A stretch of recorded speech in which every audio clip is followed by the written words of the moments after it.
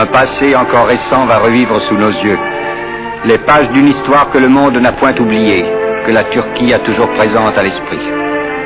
Ces images que la caméra a fixées de son vivant nous montrent en pleine activité le grand Atatürk, le père de la Turquie moderne.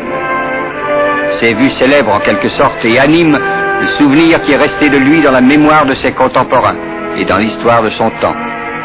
Car sa vie s'est identifiée avec l'histoire de son pays, dont il a été le symbole idéal et agissant.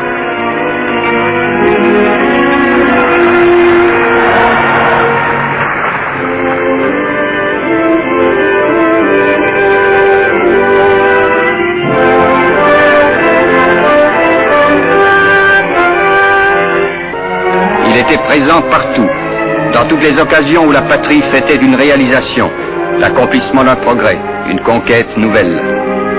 La force et la droiture de son caractère, le charme de sa personnalité attiraient tout de suite la sympathie et l'admiration des foules et des individus qui l'approchaient.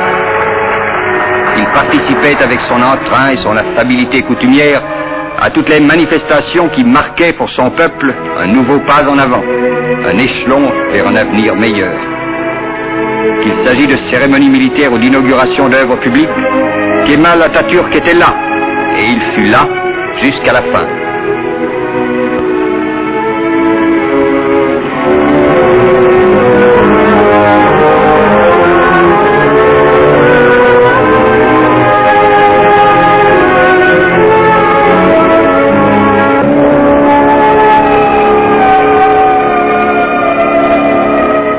Istanbul, 10 novembre 1938. Atatürk n'est plus. Ses yeux se sont fermés à jamais après une existence entièrement consacrée au bien de son pays et de ses concitoyens.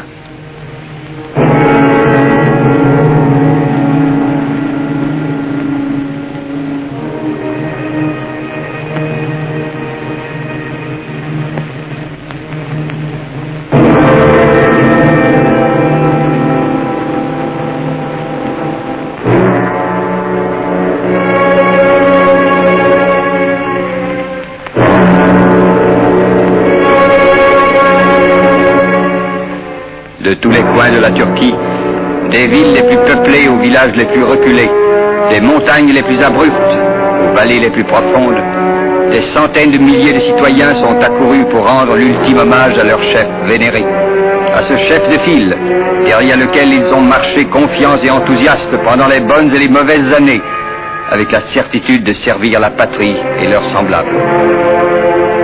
Le deuil est partout, dans les villes et dans les campagnes, dans les cœurs et dans les yeux, dans l'esprit de chacun.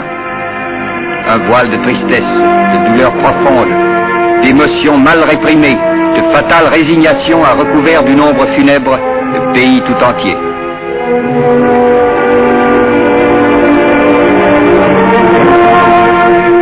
La Turquie pleure celui qu'elle appelait affectueusement Ata, le père, son héros national, celui qui a forgé sa gloire, le condottière de sa renaissance, l'homme qui n'a pas hésité à faire don de sa personne pour acheminer et conduire sa patrie vers le but suprême de l'indépendance, de la démocratie et de la liberté.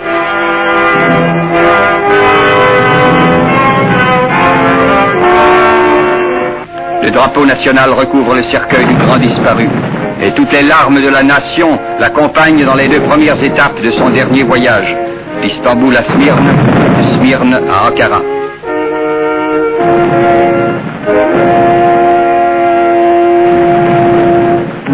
Dans la capitale, tous les membres du gouvernement et la population tout entière lui rendront le dernier hommage. Toutes les armées du monde sont représentées et défileront devant le cercueil, car Kemal Atatürk avait forcé l'admiration du monde. C'est pourquoi le deuil de la Turquie est aujourd'hui un deuil qui déborde ses frontières et s'étend à tous les pays civilisés.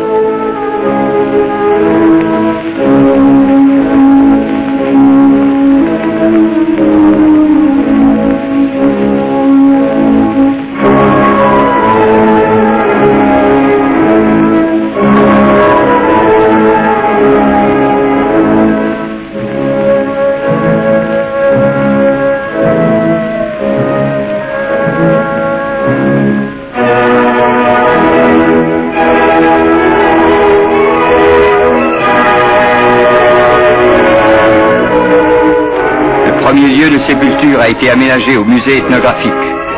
Le corps d'Atatürk y sera veillé pendant 15 ans, jusqu'au jour où le grand mausolée élevé à sa gloire l'accueillera pour l'éternel repos.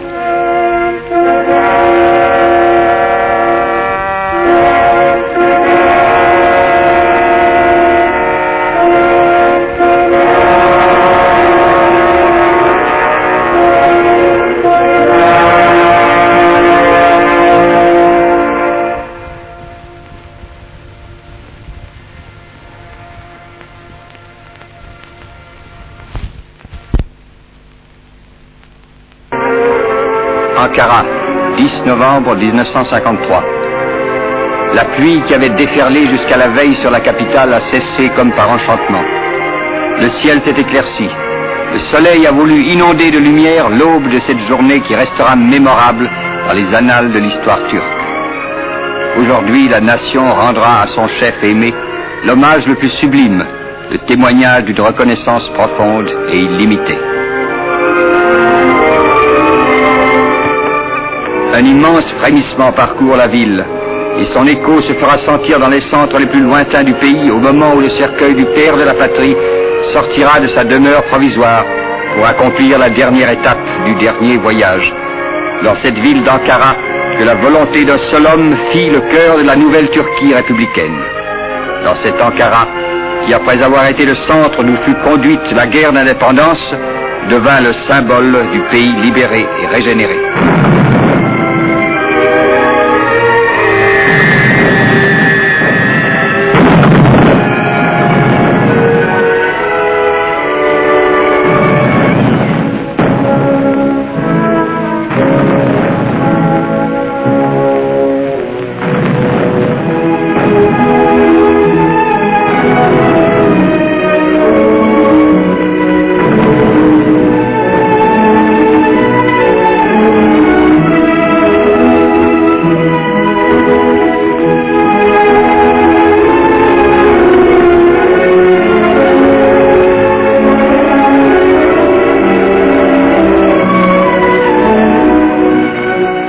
Tandis que le cortège se forme, tandis que le cercueil se meut lentement vers son extrême demeure, suivi par la sœur du défunt, par le président de la République, par le président de l'Assemblée nationale, par le gouverneur d'Ankara, par les membres du gouvernement, par les autorités civiles et militaires, par les chefs des missions et les membres du corps diplomatique, en un mot par toute la population de la capitale.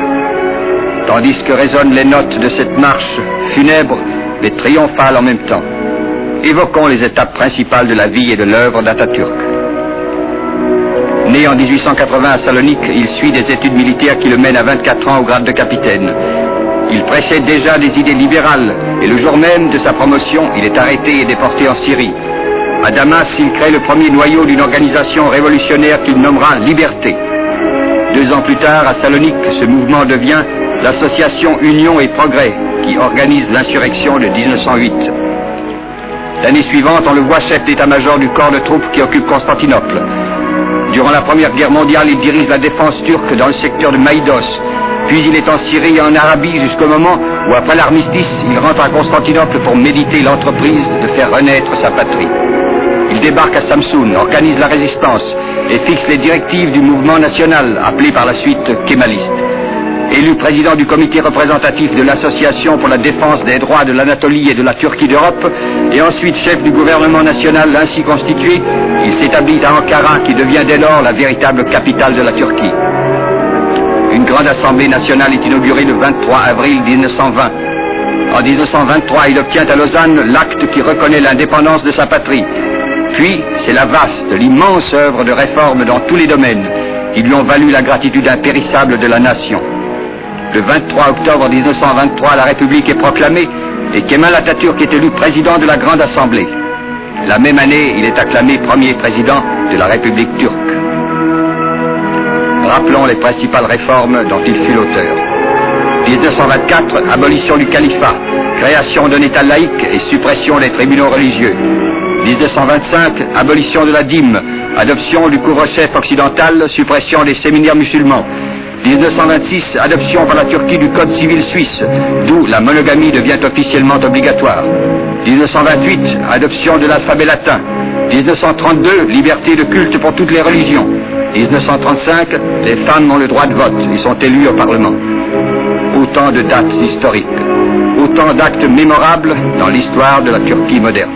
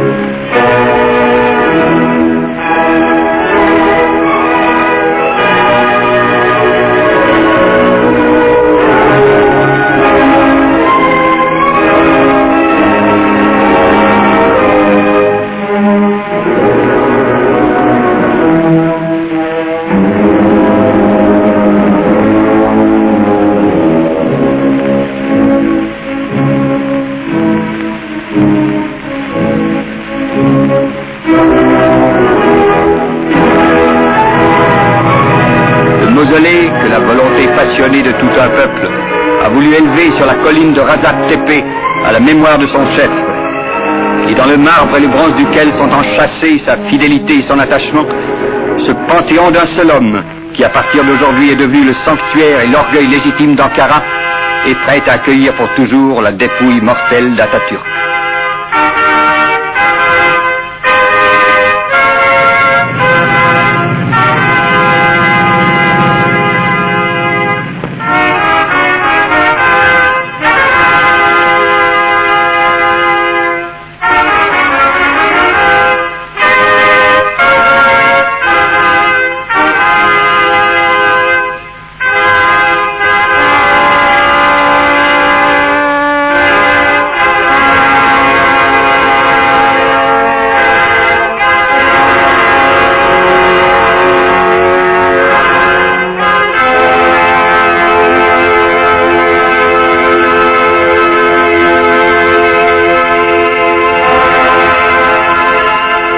Écoutons l'hommage de la patrie prononcé par le président de la République. Seni halife yapmak, padişah yapmak isteyenler oldu, iltifat etmedin. Milli irade yolunu seçtin. Hayatı ve şahsiyetini milletinin hizmetine vakfettin. Türk'ün gıpta ettiği, taziz ettiği, övdüğü ve övündüğü vasıflara maliktin. Bütün bu meziyetlerinde Türk'ün ta kendisiydin. Şimdi seni kurtardığın vatanın her köşesinden gönderilen mukaddes topraklara veriyoruz. Bil ki hakiki yerin daima inandığın ve bağlandığın Türk milletinin minnet dolu sinesidir. Nur içinde yap. L'éloge funèbre a traduit l'émotion de tous ceux qui garderont dans leur cœur le souvenir du premier président de la République. Un souvenir qui ne s'effacera jamais, car aujourd'hui, Kemal Atatürk, le père de la patrie, le bienfaiteur de la nation, est entré dans l'immortalité.